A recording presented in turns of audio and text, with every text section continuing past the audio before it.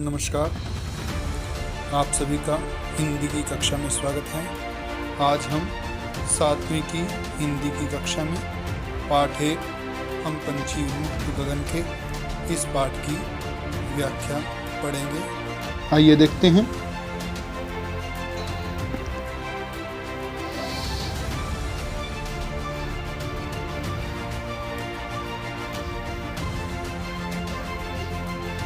हम पंछी उन्मुक्त गगन के कविता है। इसके लेखक हैं शिव मंगल सिंह सुमन। पद्यांश देखिए। हम पंछी उन्मुक्त गगन के पिंजर बंद न गा पाएंगे, कनक तीलियों से टकरा कर पुलकित पंख टूट जाएंगे। शब्दार्थ देखिए।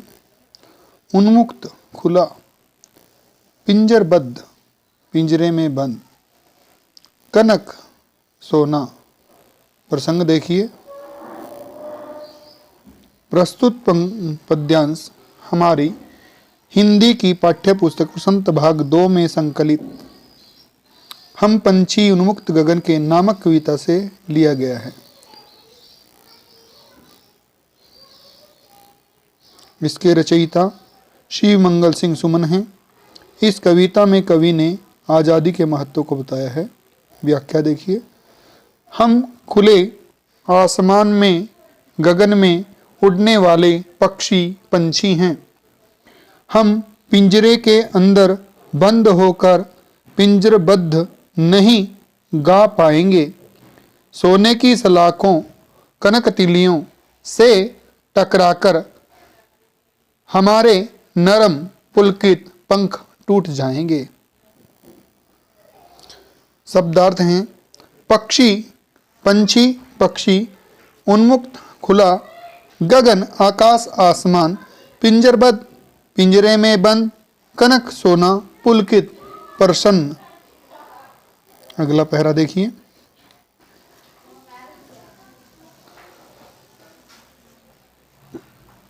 हम बहता जल पीने वाले मर जाएंगे भूखे प्यासे, कहीं भली है कटुक नगोरी, कनक कटोरी की मैदा से। शब्दार्थ देखिए। भली अच्छी, कटुक कड़वी। व्याख्या देखिए। हम पंछी बहता हुआ जल पीने वाले प्राणी हैं। हम भूखे प्यासे मर जाएंगे। कड़वी निबोरी नीम के पेड़ का फल सोने की कटोरी में मिलने वाले भोजन से अच्छी है। अर्थात जो स्वतंत्रता में यदि पक्षियों को सोने की कटोरी में मैदे से बने व्यंजन दिए जाते हैं तो उनसे भला, उनसे अच्छी तो नीम की निबोरी जो पक्षी स्वयं मेहनत करके खाते हैं वो उससे अच्छी है। अगला पहरा देखिए। स्वर्ण श्रृंखला के बंधन में अपनी गति उड़ान सब भूले, बस सपनों में देख रहे हैं तरु की फुनगी पर के झूले। कवि कहता है यहाँ पर फुनगी वृक्ष की सबसे ऊंची चोटी। व्याख्या।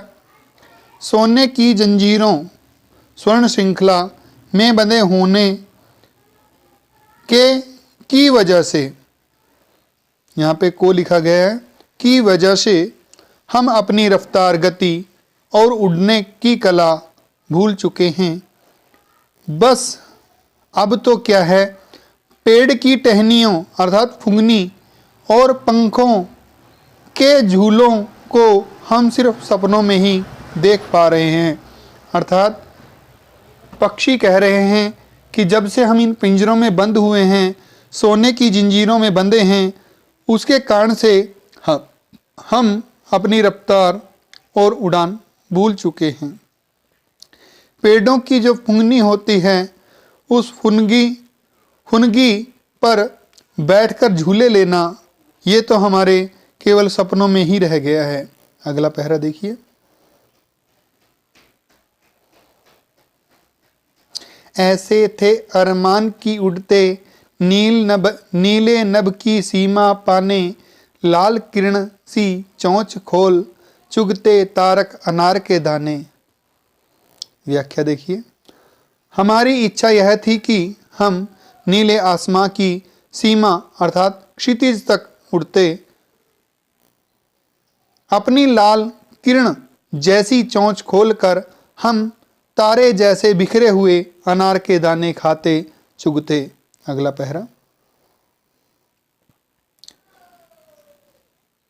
होती सीमाहीन क्षितिज से इन पंखों की होड़ा होड़ी, या तो क्षितिज मिलन बन जाता, या तनती सांसों की डोरी।